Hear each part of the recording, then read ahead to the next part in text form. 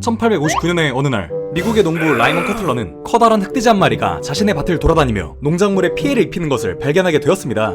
이에 격분한 커틀러는 돼지를 총으로 쏴 죽였고, 이후 영국과 미국은 앞다투어 이 사건이 벌어진 섬으로 군대를 이끌고 들어와 전쟁을 벌일 위기에 처하게 되었습니다.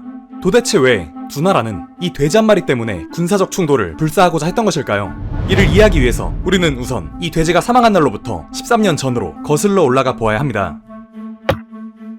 때는 1846년. 당시 미국과 영국은 서로 간의 국경을 설정하기 위한 치열한 논의를 이어가고 있었습니다. 그 결과 양국은 이곳 밴쿠버 섬과 대륙을 구분하는 해협의 중간 지점까지 49도선을 기준으로 영토를 가르는 오리건 조약을 맺을 수 있었고, 이렇게 국경은 오늘날과 같은 직선 형태로 그어졌습니다. 그러나 이 조약에는 명확히 정하기 어려운 문제가 하나 있었는데, 그것은 바로 양국이 어떠한 기준으로 이 섬들을 나눠 가져야 하는가에 대한 문제였습니다. 당시는 오늘날에 비해 측량 기술이 상당히 뒤떨어져 있었고, 이로 인해 양국은 측량이 제각각이었던 지도들에 의존하여 국경을 설정해야만 했습니다. 그 결과 논쟁에서 영국은 국경을 이곳 로사리오 해협을 기준으로 그어야 한다고 주장했고, 미국은 로사리오가 아닌 하로 해협을 기준으로 그어야 한다고 주장하며, 이렇게 국경에 관한 양측 간의 의견차는 끊임없이 평행선을 달려나갈 수밖에 없었습니다. 그러나 이미 과거 한 차례의 전쟁과 오랜 영토 분쟁까지 겪으며 극심한 피로감을 느끼고 있었던 양국은 결국 최대한 갈등을 피하기 위해서 이 문제를 애매하게 덮어둔 채 오리건 조약을 맺게 되었습니다. 그리고 이러한 태평양 연안 지역에서의 모호한 경계로 인해서 이 하로 해협과 로사리오 해협 사이에 있는 세난 제도는 영유권 분쟁에 얽힐 수밖에 없었고, 양측은 각자가 주장하는 해협에 따라 이곳의 섬들을 모두 자신의 영토라고 여기기 시작했습니다. 그리고 이러한 분쟁은 이미 영국의 허드슨베이 컴퍼니가 정착하고 있던 섬들에 미국인 이주민들이 밀려들면서 더 깊어져가고 있었습니다. 1858년 무렵부터 명백한 운명을 부르짖는 미국인들이 섬 곳곳에 논밭과 정원을 일구며 정착을 시도했고, 이렇게 회색지대에 섞여 살게 된 영국인과 미국인들은 자연스럽게 여러 갈등에 노출될 수밖에 없었습니다. 그리고 이들 사이에서 가장 크게 갈등이 발생한 부분은 바로 토지 소유권에 관한 문제였습니다. 당시 샌환 제도의 섬들로 넘어와 새 터전을 일궈나가고 있던 미국인들은 미국 정부로부터 토지 소유권을 인정받아 섬에서의 온전한 정책을 이루기를 원하고 있었습니다. 그러나 이러한 토지의 소유권은 영국의 허드슨베이 컴퍼니가 주장하는 토지의 영역과 계속해서 겹칠 수밖에 없었고, 이렇게 양측은 모두 각자 국가의 법률을 들이밀며 한치도 물러설 수 없는 대립을 이어나갔습니다. 그리고 이 같은 갈등이 고조되는 상황 속에서 허드슨베이 컴퍼니의 직원이 기르고 있던 돼지가 미국인 농부 라이먼 커틀러의 정원을 침입하는 사건이 발생합니다. 1859년 6월 15일, 당시 커틀러는 정원에 침입하여 감자를 씹어먹고 있는 돼지를 바라보며 극심한 분노를 느끼고 있었습니다. 사실 돼지의 이 같은 정원 난입은 이번이 처음이 아니었으며, 기존에도 허드슨베이 컴퍼니의 목장에서 나온 돼지는 몇 차례씩이나 커틀러의 농작물에 피해를 끼쳐오고 있었습니다. 결국 이번 사건으로 화가 머리 끝까지 나버린 커틀러는 자신의 총을 가지고 와 돼지에게 겨누었고, 정원에서 감자를 훔쳐먹고 있던 돼지는 커틀러의 총에 맞아 사망하고 말았습니다. 이러한 돼지의 사망에 허드슨베이 컴퍼니의 직원이자 돼지의 주인이었던 찰스 그리핀은 문제를 삼을 수밖에 없었고, 이에 커틀러는 죽은 돼지값으로 $10, 오늘날 기준으로 약 $340를 제시하며 합의를 보고자 하였습니다.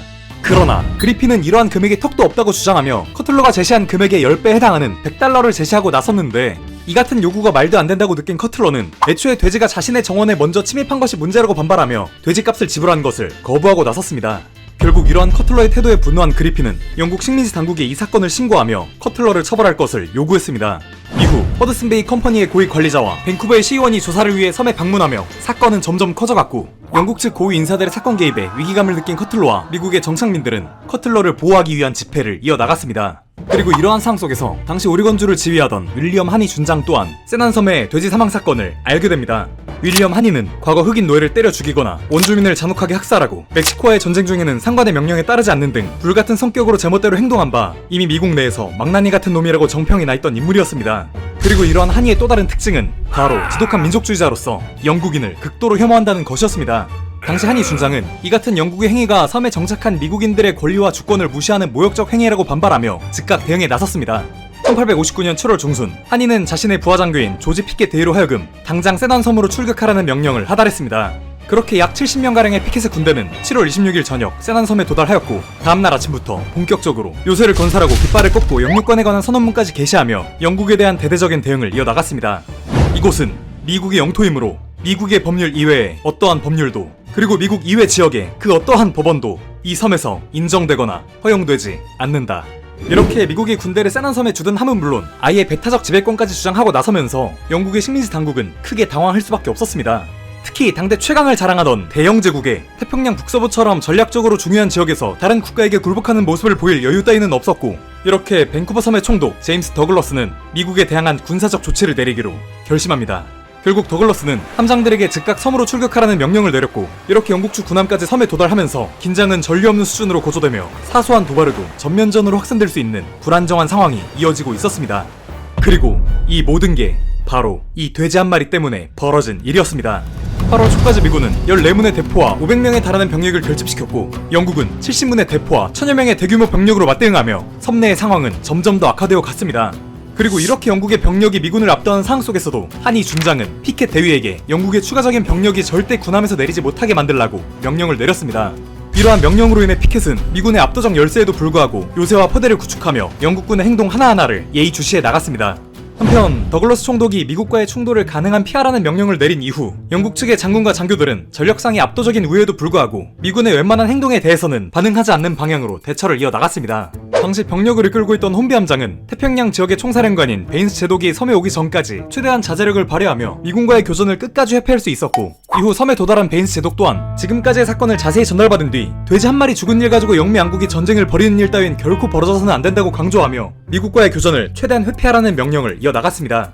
이렇게 영국 측이 조심스러운 행동을 보여주며 배에만 머무르고 있자 피켓 대위 또한 영국에 대한 경계를 어느 정도 해소할 수 있었고, 이후 양측은 갈등 해결을 위해서 상호 방문을 이어가며 사건에서의 긴장을 완화할 수 있었습니다. 게다가 돼지 때문에 양측의 군대가 대치를 하고 있다는 이 황당한 사건은 신문으로 퍼져나가며 민간인들에게 큰 관심사가 되어버렸고, 이로 인해 주변 지역의 주민들까지 구경을 위해서 세난 섬으로 몰려들기 시작하면서 양측은 더더욱 전쟁을 벌이기 힘든 상황에 직면하고 말았습니다. 그러나 통신기술이 제대로 발달하지 못한 당대에는 사건 보고를 위한 편지 한 통을 전달하고자 하면 몇 주씩이나 걸리는 판국이었습니다. 이로 인해 9월 말이 되어서야 돼지 한 마리 때문에 전쟁이 벌어질 위기라는 사실을 전달받은 양측 중앙정부는 혹시나 현장에서 돌발 상황으로 인해 전투가 벌어지진 않을까 전전긍긍하며 추가적인 편지를 기다리는 수밖에 없었습니다. 결국 어떻게든 전쟁을 회피하고 싶었던 미국 대통령 제임스 뷰캐넌은 현지에 있는 병력들이 더 큰 사태를 불러일으키기 전에 문제를 해결하고자 전쟁 영웅이자 뛰어난 협상가였던 윈필드 스콧 장군을 급합니다. 그리고 10월 말이 되어 스콧이 분쟁 지역에 도달하면서 사건은 빠르게 안정화를 찾아가기 시작했습니다. 스콧은 영국 측인 더글러스 총독 베인스 제독과 협상을 이어나갔는데 대략적인 협상의 내용은 다음과 같습니다. 영국군의 세난섬 상륙을 허용한다. 다만 양측은 보병 1개 중대만을 섬에 남기고 그 외의 병력은 모두 철수한다. 섬 내에서 상대국 시민에 대한 권한 행사는 금지한다. 이러한 협상 이후 더글러스와 베인스는 런던 당국과 우편을 주고받으며 협상 내용을 확인했고, 이듬 해인 1860년 3월이 되어 영국 측도 본격적으로 요새를 건설하며 세난섬 내의 주둔을 이어나가기 시작했습니다. 그리고 이후 세난제도의 영유권 문제는 놀랍게도 시간이 흘러가며 점차 양국 정부에 의해서 잊혀져 가게 되었습니다. 미국은 1861년 남북전쟁이라는 거대한 사건에 휘말리며 세난제도에 더 이상 신경 쓸 겨를이 없었고, 영국의 허드슨베이 컴퍼니 또한 1862년에 세난섬에서 철수하며 섬의 영유권 문제는 이후 10년이 넘도록 애매한 상태로 계속해서 남겨지게 되었습니다. 이후 영유권 관련 논의는 돼지가 사망한 날로부터 10년이 지난 1869년이 되어서야 다시금 수면 위로 떠오르기 시작했는데, 그 뒤로도 제대로 된 합의에 이르지 못한 양국의 협상단은 결국 제3국을 통한 중재로 영유권 분쟁을 해결하는 것으로 타협을 보게 되었습니다. 그렇게 1871년 워싱턴 조약에서 세난제도를 포함한 다양한 분쟁 안건들이 논의되었고, 여기서 세난제도 영유권의 중재자는 당시 막 독일 제국을 통일하여 유럽 내 높은 입지를 가지고 있던 독일 황제 비렐름 1세로 결정되었습니다. 이후 비렐름은 지리학자, 정치인 등 3명의 전문가를 데리고 위원회를 꾸려 1년 동안 영유권에 대한 분석을 이어갔고, 그 결과 전문가들의 의견은 2대1로서 세난 제도가 미국에 귀속되어야 한다는 주장이 더 우세했습니다. 그리고 비렐름 1세는 1872년 10월 21일 전문가들의 다수 의견을 채택하여 세난 제도가 미국에 귀속되어야 함을 밝혔습니다.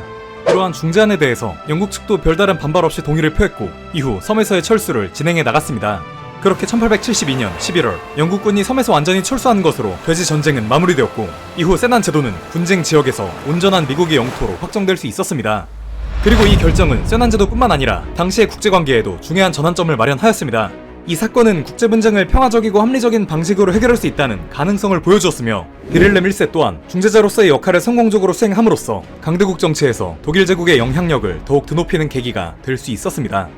자, 그런데 오늘날 미국과 캐나다의 국경은 이 같은 직선 형태 말고도 굉장히 불균형적으로 그어져 있는 곳이 또 있습니다. 바로 이곳 알래스카에 설정되어 있는 국경인데요. 이 알래스카 쪽의 국경은 왜 직선으로 그어지다가 이곳만 뭉탱이로 미국 땅으로 넘어갈 수밖에 없었던 것일까요? 다음 영상은 알래스카 쪽의 국경에 관한 영상으로 찾아뵙도록 하겠습니다. 지식 한전이었습니다. 감사합니다.